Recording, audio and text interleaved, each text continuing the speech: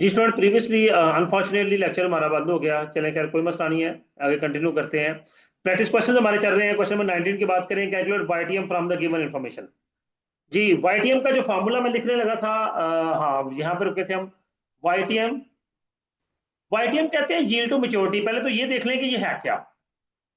Basically क्या होता है कि जो बॉन्ड्स जो हैं उनकी, अब एक फर्ज करें, मैंने एक बॉन्ड, पहले मैं मिसाल देता हूँ तो आपको बात बेहतर समझ आ जाएगी। ये देखिए, फेज वैल्यू 10 ईयर्स बॉन्ड है। ठीक है, तो 10 ईयर का मतलब है कि ये एन इसका 10 है। लेकिन हो सकता है कि इसके 10 ईयर्स पेंडिंग ना हो, ये 20 साल पहले, यानी कि जब इशू किया जाए तो उसको 15 या 20 साल हुए हों। अब जो कि 10 साल रह गए हैं, तो अब जब इसका परसेंटेज हम निकालेंगे, वैसे generally required rate of return 15% है मार्केट के अंदर, लेकिन हम इसका रेट फाइंड करेंगे। तो अब हम जब इसका required rate of return find करेंगे, जब मार्केट प्राइस 870 है, लो है मार्केट प्राइस, तो जब हम वाईटीएम निकालेंगे तो वो जो रिटर्न आएगा, जो परसेंटेज आएगी, वो आएगा जो हम अगले 10 साल में हमारे रिटर्न आना है।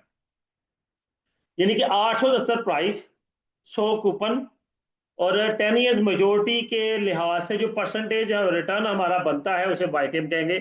यील्ड टू मेच्योरिटी, यील्ड कहते हैं रिटर्न को, वो रिटर्न जो मेच्योरिटी तक हमें, वो परसेंटेज रिटर्न जो मेच्योरिटी तक हमें मिलना है।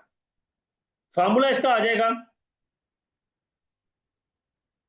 दो हिस्सों में ये आएगा पूरा क्वेश्चन। ऊपर आएगा कूपन, कूपन को हम आर से डिनोट करते हैं, तो आर आ जाएगा प्लस फेस वैल्यू लिख लें, ये मेच्योरिटी वैल्यू लिख लें, मेच्योरिटी वैल्यू बेहतर है, minus market price divided by time, और फिर डिवाइड करेंगे maturity value plus market price divided by 2। ये जी हमारा कंप्लीट फार्मूला वाईटीएम मालूम करने का।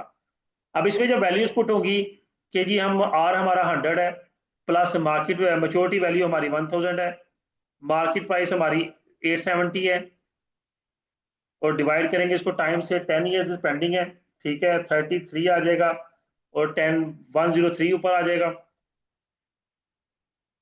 103 आ जाएगा। अच्छा, इसने कैलकुलेशन गलत की हुई है, ओके। नीचे आ जाएगा 1000 प्लस 870 डिवाइड बाई 2।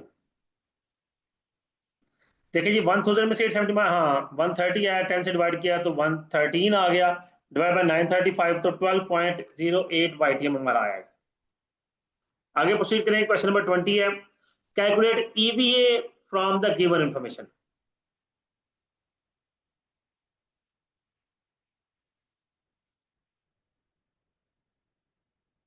जी, अब ये ईवीए क्या सिंबल वो यूज कर रहा है, हमें बेहतर है कि हम इसको एक दफा देख लें।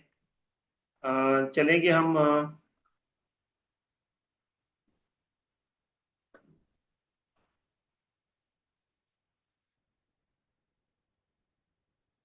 मॉड्यूल नंबर 11 देखते हैं, 11 में क्या है। बैक का यही फार्मूला है,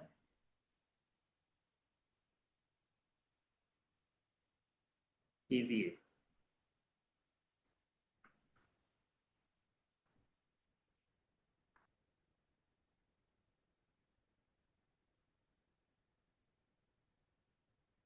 ये नहीं है,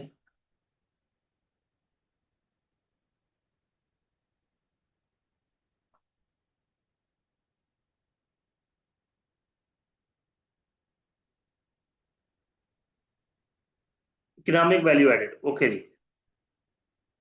ठीक है जी। Calculate economic value added from the given information, इसके साथ लिख लेते हैं ताकि आप लोगों को परेशानी ना हो बाद में। इकोनॉमिक वैल्यू एडेड, जी। बैक है हमारे पास 23.5%, cost of equity 15%, net operating profit after tax 1,50,000, tax rate 35%, और इन्वेस्टेड कैपिटल 5 लाख आ गया। सोल्यूशन है जी, EVA economic value added equal होता है जी एनओपीटी, यानी कि जी हमारा आ गया net operating profit after tax. ठीक है जी, यहाँ पे ध्यान से देख लें, प्रॉफिट आफ्टर टैक्स है, लेकिन ऑपरेटिंग प्रॉफिट आफ्टर टैक्स है। मैं इसको थोड़ा सा क्लैरिफाई करता चलूं। हमारे पास जब ग्रॉस प्रॉफिट आता है उसमें से ऑपरेटिंग एक्सपेंसेस माइनस होते हैं, तो ऑपरेटिंग प्रॉफिट आ जाता है। इसमें से इंटरेस्ट माइनस होता है, देन प्रॉफिट बिफोर टैक्स आ जाता है, टैक्स माइनस होता है, तो नेट प्रॉफिट आ जाता है। इसका मतलब ये हुआ कि ऑपरेटिंग प्रॉफिट आफ्टर टैक्स का मतलब ये है कि इसमें से इंटरेस्ट माइनस नहीं हुआ हुआ, डायरेक्टली टैक्स माइनस कर दिया गया, तो हमारे पास वैल्यू आई, फिगर आई 1,50,000। तो net operating profit after tax 1,50,000 आया, माइनस इन्वेस्टेड कैपिटल 1.5 लाख आ गया, वो भी डेढ़ नहीं, सिर्फ 5 लाख है, उसने 1.5 लाख लिखा है, ये 5 लाख है, मल्टीप्लाई 0.35। ठीक है जी। तो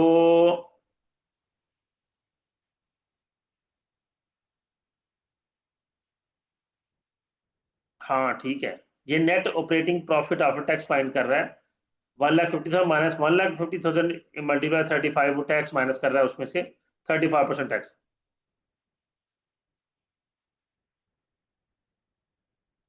अच्छा, इसका मतलब है ये ऑपरेटिंग प्रॉफिट आफ्टर टैक्स नहीं है, ये ऑपरेटिंग प्रॉफिट है सीधा सीधा।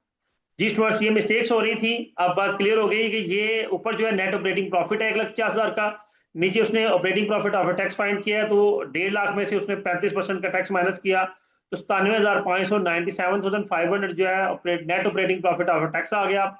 इन्वेस्टेड कैपिटल मल्टीप्लाई बैक उसने फाइंड आउट किया है, बैक उसका 15% है, और इन्वेस्टेड कैपिटल वो उसने फाइंड किया किस तरह से, कि उसने 15% लिया है 5 लाख का,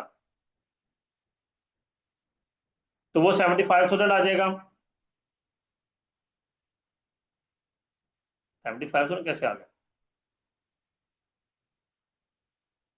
यहाँ पे 1,775 कर रहा है,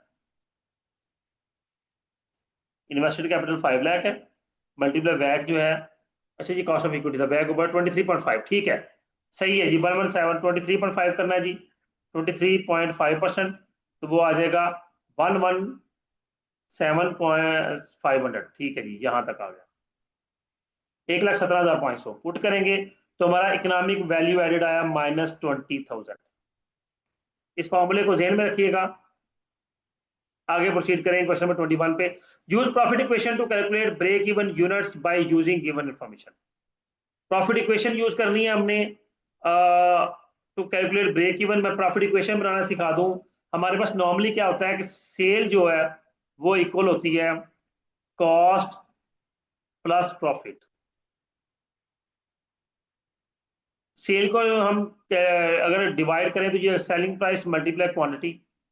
इस तरह कॉस्ट तीन हिस्सों में कैटेगराइज होती है, एक दो हिस्सों में कैटेगराइज होगी, एक वेरिएबल कॉस्ट होगी, total variable cost plus fix cost plus profit. अब क्या हुआ कि मैंने सेलिंग प्राइस ऐसे रही मल्टीप्लाई क्वांटिटी, और मैंने variable cost per unit multiply quantity किया plus fix cost plus profit आ गया जी।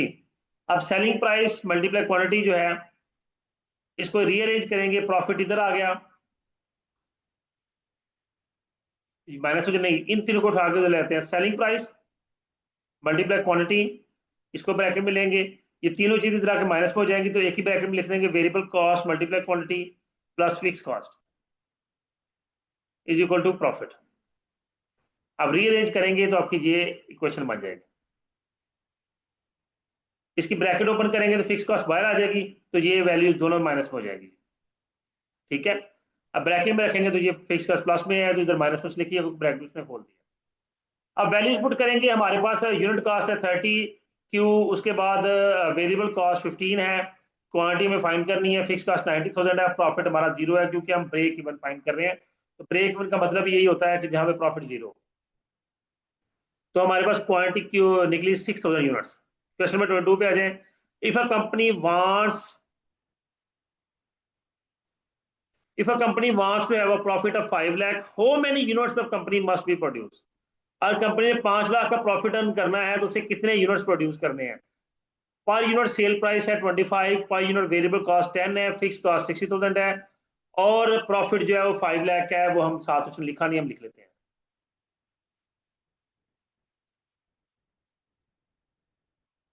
जी सोल्यूशन में आ जाए।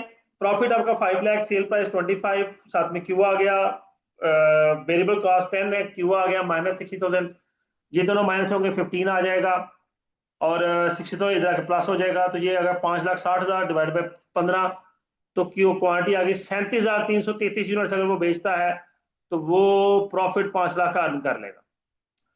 फिर आ जाए डिग्री ऑफ ऑपरेटिंग लीवरेज, हमारे पास आ गया, ये कैपिटल स्ट्रक्चर पे हम शिफ्ट हो गए। What will be the degree of operating leverage if earning before interest and tax is 2 lakh, fix cost 45,000, tax rate 35%, net profit 95,000।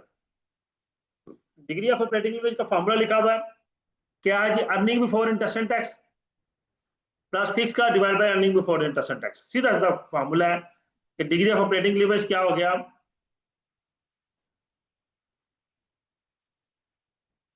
अच्छा, एक और चीज देख लें कि ये इस पे ब्रैकेट भी है ऐसे, यानी कि फॉर्मूला है earning before interest and tax plus fix cost divided by earning before interest and tax. उसने फॉर्मूला थोड़ा सा गलत वे में लिखा हुआ था कि जान बिला वजह कंफ्यूजन क्रिएट कर रहा था। ओके जी, 2 लाख हमारा earning before interest and tax है, फिक्स कॉस्ट हमारी 45,000 है, डिवाइड करेंगे 2 लाख से, तो डिग्री ऑफ ऑपरेटिंग लीवरेज निकला 1.22, यानी कि 22। Calculate the degree of financial leverage. Financial leverage का फॉर्मूला थोड़ा सा चेंज हो जाता है, उसमें percentage change in earning per share over percentage change in earning before interest and tax आ जाता है। अर्निंग पर शेयर पे कितने परसेंट चेंज हुआ और earning before interest and tax कितने परसेंट चेंज हुआ, दोनों को जब हम न्यूमरेटर डोमिनेटर में लेके सॉल्व करेंगे तो हमारे पास डिग्री ऑफ फाइनेंशियल लीवरेज निकल आएगी। लेकिन सबसे पहले हमें ये देखना है कि earning percentage change in earning per share कितना आएगा। सीधी सी बात है कि जो अर्निंग पर शेयर देखें, फर्स्ट ईयर सेकंड ईयर का दिया हुआ है, तो फर्स्ट ईयर का सेकंड ईयर का 10 है, फर्स्ट ईयर का 6 है, डिवाइड करेंगे 6 से, तो ये आ गया 67% चेंज आया। जो चेंज है हमें वो लिखना है। इस तरह earning before interest and tax second year का 6,80,000 है, फर्स्ट ईयर का 4,50,000 है, डिवाइड करेंगे 4,50,000 से, 51% आया। मकसद क्या है, ये दोनों को डिवाइड करना है, earning per share over earning before interest and tax. 67 divide by 51%, यानी कि 67% डिवाइड बाय 51%, ये परसेंट से कट जाएंगे, इसलिए उसने यहाँ पे मेंशन ही नहीं किया। तो डिग्री ऑफ फाइनेंशियल लीवरेज आई 1.3। नेक्स्ट आ जाएगा question number 25, calculate the degree of financial leverage and degree of total leverage by using the given information. Degree of operating leverage तो 1.5 है। टोटल लीवरेज में हम क्या करते हैं, टोटल लीवरेज के लिए हम degree of operating leverage multiply by degree of financial leverage, इस तरह से फाइंड करते हैं। डिग्री ऑफ फाइनेंशियल लीवरेज तो फाइंड कर लेंगे, उसको ऑपरेटिंग लीवरेज से मल्टीप्लाई करेंगे तो आपकी टोटल लीवरेज निकल आएगी। यहाँ उसने डिग्री ऑफ फाइनेंशियल लीवरेज पहले फाइंड किया है, वो हमारे पास आ गया जी 2.64, और फिर जब degree of total leverage find करेगा, दोनों को मल्टीप्लाई करेंगे तो 3.96 हमारी डिग्री ऑफ टोटल लीवरेज आ जाएगी।